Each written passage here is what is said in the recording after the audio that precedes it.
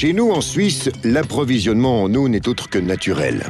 Mais plus d'1 milliard d'êtres humains, environ 1/6 de la population mondiale, rêvent d'un accès à de l'eau potable. L'ONU estime même que jusqu'en 2015, plus de 2/3 des hommes vont manquer d'eau potable.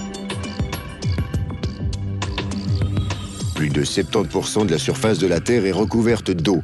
Malheureusement, la majeure partie n'est pas de l'eau potable. Une des méthodes pour lutter contre ce manque d'eau toujours plus grave est d'ordre technique. Les installations de désalinisation de l'eau de mer permettent de générer de l'eau potable en filtrant le sel de l'eau de mer.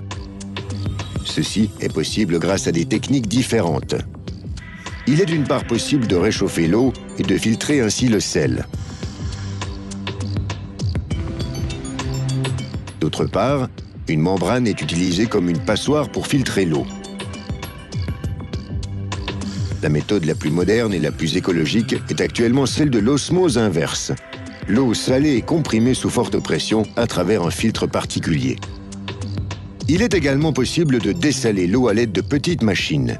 Il existe désormais toujours plus d'installations gigantesques comme celle mise en service en Algérie en 2007. Elles alimentent 1 million de personnes jour et nuit avec de l'eau potable là où il n'y en avait pratiquement pas avant. Les installations très modernes consomment de l'énergie renouvelable, par exemple de l'électricité générée à l'aide d'installations éoliennes ou solaires.